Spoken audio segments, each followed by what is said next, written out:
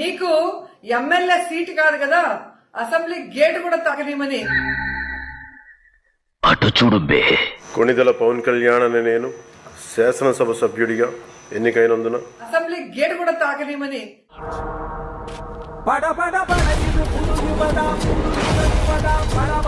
మూడు రాజధానుల వల్ల మేలు జరుగుతుంది అని మనం చెబుతూ ఉంటే కాదు, 3 పెళ్లిళ్ల వల్లే మేలు జరుగుతాయి. ధైర్యం లేదు వాళ్ళకి. విజయాన్ని తీసుకోగలిగారు కానీ ఓటమి కూడా ధైర్యంగా కూర్చుకునే వాళ్ళకి స్థాయి లేదు. వాళ్ళకి పారిపోయారు ఇక్కడి నుంచి. ఇప్పుడు తెలిసిపోయింది, నువ్వు పిరికి వెతవ్వి.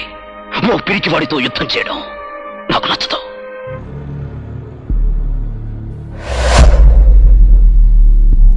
ఎమ్మెల్యే కాదు కదా, కనీసం వార్డు మెంబర్ కూడా కాలేదు. మాజీ సీఎం జగన్ కు ప్రతిపక్ష నేత హోదా కూడా రాలేదు.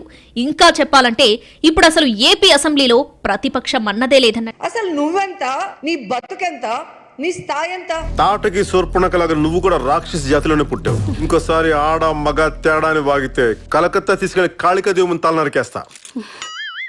దేశాన్ని గడగడలాడించిన సోనియా అనే ఢీకొన్న దమ్మున్న నాయకుడు జగన్మోహన్ రెడ్డి గారు. అయితే వెళ్ళి వాడు సంఖ నువ్వు నాకు, వాడు నీ సంఖ నాకుతాడు.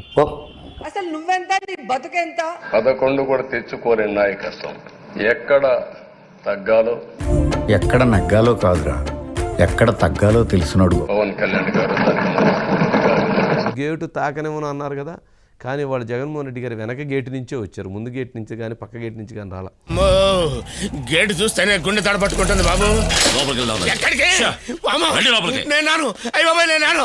ఏదైతే అమరావతి ప్రాంతం మీదుగా వస్తే అక్కడ ఉన్న రైతాంగం విమర్శలు చేస్తారు, వెనక గేటు నుంచి వచ్చి వెనక గేటు నుంచి వెళ్ళిపోయారట.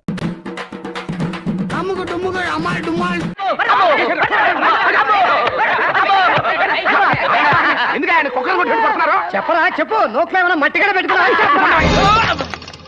ఊహిస్తేనే భయంకరంగా ఉంది.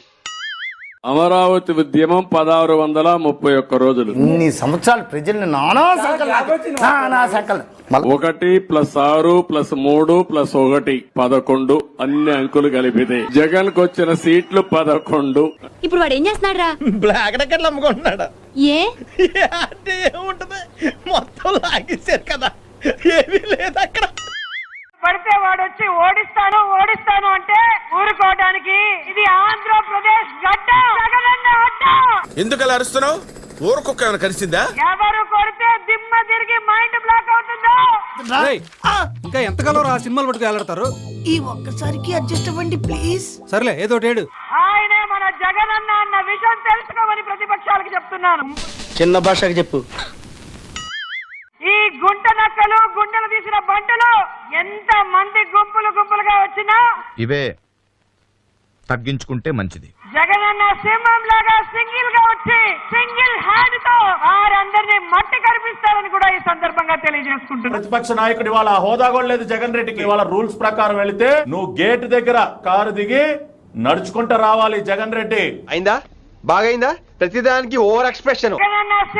ఇప్పుడు నోరు పడిపోయిందా? చంద్రబాబు మోసగాడు, జగనన్న మొనగాడు. గౌరవించండి జగన్మోహన్ రెడ్డిని. ఎవరిని తోలనాడొద్దు, కించపరచొద్దు, అవమానించొద్దు. నేను చంద్రబాబు గారు చెప్పిన నేపథ్యంలో బొబ్బిలి వంశం బొబ్బిలి పిల్లలు లోపలికి వెళ్ళావు. ఇప్పుడు చూడేమైందో. కానీ ఆ రోజున నారా చంద్రబాబు నాయుడు గారికి ఆ హోదా ఉంది. అటువంటి వ్యక్తిని నువ్వు గేటు దగ్గర నిలబెట్టావు. వైఎస్ జగన్మోహన్ అనే నేను నీ పేరు నువ్వు మర్చిపోయినటువంటి పరిస్థితి దిగజారో. సారీ, కరెక్ట్, మర్చిపోయాను. సిగ్గు తెచ్చుకో, బుద్ధి తెచ్చుకో ఇప్పటికైనా. అయ్యో అవుట్. జగనన్న సింహం లాగా సింగిల్ గా వచ్చి మళ్ళా పులివెందులు పులి అంటారు. ఏం చేస్తామో పిల్లే అయినప్పటికీ మేము ఎవరు చెప్పుకోవాలా? మా అన్నం చూసారా, చిరు నవ్వులు చిందిస్తూ అందరినీ ఆప్యాయంగా పలకరిస్తారు. పేదవాళ్ళం కూలి, మా హస్బెండ్ చనిపోయారండి. నీలో శాడిజం కూడా ఉందన్నమాట. మా హస్బెండ్ చనిపోయారండి.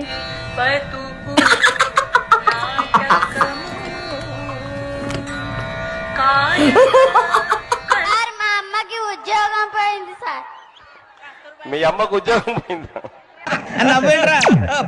అమ్మాయి అడిగిందే నువ్వు చెప్పిందేంటి? చిరు నవ్వులు చిందిస్తూ అందరినీ ఆప్యాయంగా పలకరిస్తారు. పలకరిస్తారు.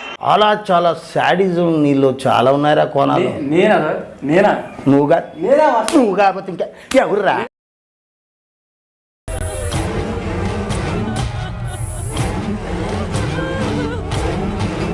మనుషులు చచ్చిపోతే, ఆడబిడ్డలు తాళిబొట్లు తెగిపోతే అప్పుడు నవ్వొస్తుంది మనిషి.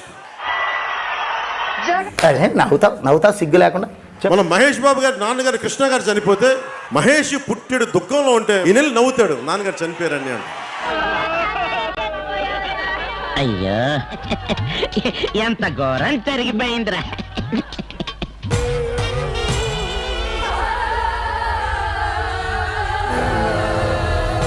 నేను శాడిజం చూపిస్తున్నాను. ఇంకా నువ్వు శాడిజం చూపకపోతే ఎవరు చూపిస్తున్నారు? మహేష్ బాబు వింటే నిజంగా సిగ్గుతో తలంచుకుంటు. బాబు ఇట్రమ్మా, ఈ లోపల కర్ర ఉంటుంది, ఒకటి తీసుకో. జగనన్నని ఓడించాలన్నా, జగనన్నని ఆడించాలన్నా దానికి ఇంకా ఎవడు పుట్టలేదని కూడా ఈ సందర్భంగా తెలియజేస్తుంది. అప్పటిదాకా 151 మంది ఎమ్మెల్యేలతో తిరుగులేని ఆధిపత్యంతో ఉన్న వైసీపీ ఒక్కసారిగా కుప్పకూలింది.